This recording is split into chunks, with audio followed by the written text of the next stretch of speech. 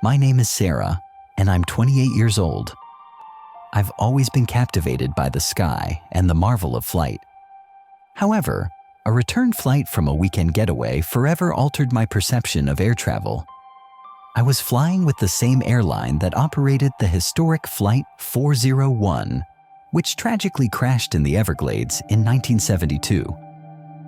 Unbeknownst to me at the time, the aircraft I was on was one of the fleet known to have used salvaged parts from that ill-fated plane. The flight began normally. I settled into my window seat, enjoying the expansive view of the clouds stretching out before me.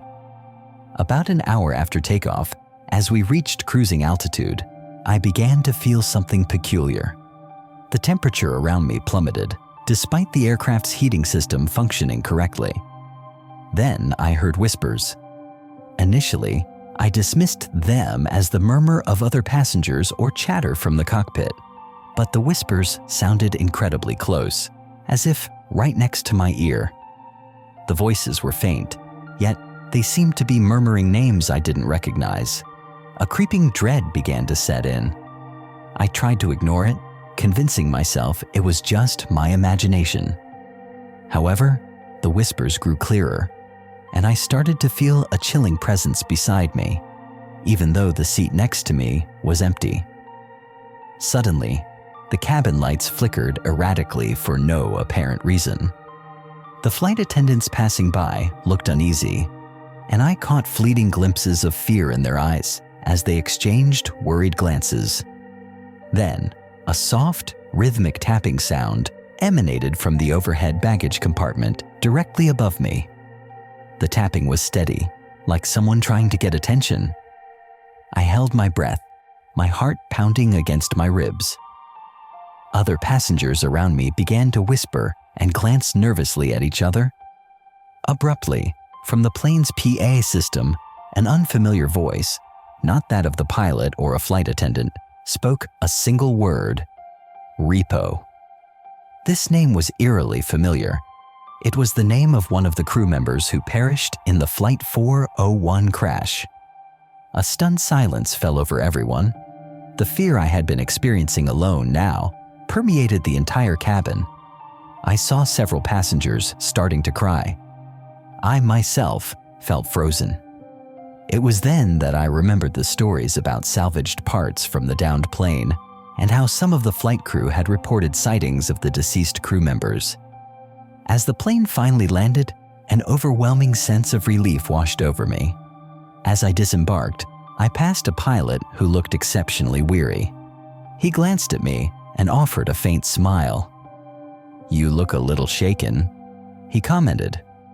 I merely nodded. He continued, "Don't worry, this aircraft has been thoroughly checked. Nothing to be concerned about." But as he spoke, I noticed something on his uniform, a small pin affixed to his chest. It was the very same pin worn by the flight crew who died in the Flight 401 crash, a detail I had seen in a documentary. The pilot wasn't a real pilot. He was one of them. My name is David, and I'm 35 years old. I'm an engineer on a business trip overseas. This particular flight, though not an international long haul, felt unsettling from the very beginning. I was flying with an airline that had a rather poor reputation for baggage handling and delays. However, this time, the issue was far more sinister than a simple inconvenience. I was seated in row 15, close to the cargo area. The flight proceeded uneventfully until about halfway through. Suddenly, I heard a strange rumbling sound from the front of the aircraft, followed by an intensely unpleasant odor, a mix of decay and pungent chemicals. The smell grew stronger, causing some passengers to cough and complain. The flight attendants appeared confused and tried to placate the passengers, attributing it to a potential issue with the ventilation system. However, the smell persisted, and now a low pulsing hum emanated from beneath the cabin floor, directly below my seat. The hum vibrated like something alive and deeply uncomfortable. I started to feel nauseous. I tried to distract myself by looking at the entertainment screen in front of me, but the images on the screen began to flicker and morph into strange, static patterns. Then, text appeared on the screen, not the scheduled program. The text read, "They are still breathing." My heart hammered in my chest. I looked around and saw that several other passengers were also staring at their screens with the same dawning horror. The putrid smell intensified, and the humming beneath the floor grew louder. I had a sickening feeling that something was terribly wrong. I imagined what might be contained within the cargo that could produce such an odor and sound.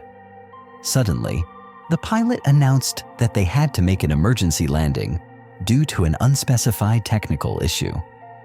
As we began our descent, the cabin plunged into complete darkness. No emergency lights flickered on. All that could be heard was the blare of alarms from the cockpit and the roar of the engines, which sounded as if they were about to explode. In the absolute blackness, I heard a sound like a powerful tugging from beneath my seat, as if something was trying to claw its way out. After a terrifyingly rough emergency landing, we were evacuated from the aircraft. Airport personnel arrived wearing masks and protective gear. They immediately directed us away from the plane, and I saw them carrying canisters of strange fluids and several very frightened-looking pets, including a small dog in a carrier. One of the security officers securing the area around the plane spoke in a hushed tone, which I fortunately overheard. Thank God we managed to intercept the shipment before it reached its destination. They had no idea what they were transporting. It wasn't regular cargo. It was an unstable biological experiment. I realized the smell, the sounds, and the message on the screen weren't due to ghosts or mechanical failure, but rather to dangerous living cargo, something that was likely far from human. My name is Emily, and I'm 22 years old. I'm a student on my way to visit my grandmother. I've always been a little nervous about flying, but this time, my anxiety was amplified by an incident that occurred at the airport. During TSA security, an officer made me take my 8-month-old terrier mix out of its carrier. They insisted I remove its leash and collar, then asked me to let it go through the scanner alone. I was appalled and worried, imagining what they thought my dog was hiding in its short fur. They even made me repeat the process because another officer at the front overheard the story and made me nervous.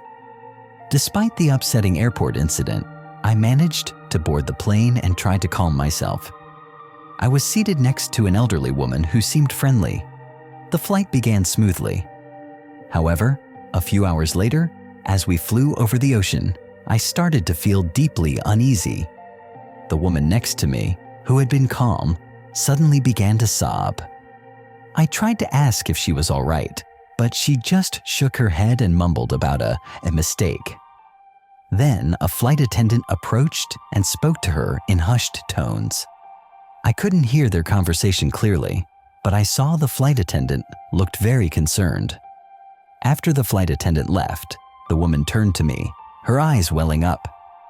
"I shouldn't be here," she said, her voice trembling. "I should be on a different flight." I asked her which flight she meant, and she replied, "The flight that was supposed to take me to safety. But now I'm trapped." Suddenly, the cabin lights began to flicker again, and the sound of the plane's engines became erratic, sputtering as if struggling. The pilot's voice came over the speaker strained. "Ladies and gentlemen, we are experiencing a serious technical issue," he announced. "We must make an immediate landing. We are running out of fuel." Panic began to spread through the cabin. I saw the woman next to me close her eyes and start to pray. I myself felt a knot of dread tighten in my stomach. I recalled stories of passengers having terrible experiences, like the passenger sitting next to a smelly child, or the passenger who couldn't use the TV behind their seat. But this felt far worse. As the plane executed a jarring emergency landing, I felt a violent impact. When the emergency doors were finally opened, I saw that rescue teams were already in place. However, what sent a chill down my spine was a fleeting glimpse of the woman's identification. On an ID card that had fallen from her bag, her name was visible, and beneath it, a code I recognized all too well. A flight number different from the one we were on. She was supposed to be on a different flight, a flight that had been canceled for unknown reasons. She was not a passenger meant to be on this plane. She was a passenger who had somehow been accidentally misidentified or swapped with another passenger, and somehow she had ended up on a flight now facing disaster. This crash wasn't just a technical malfunction. It was the horrific consequence of a fatal case of mistaken identity.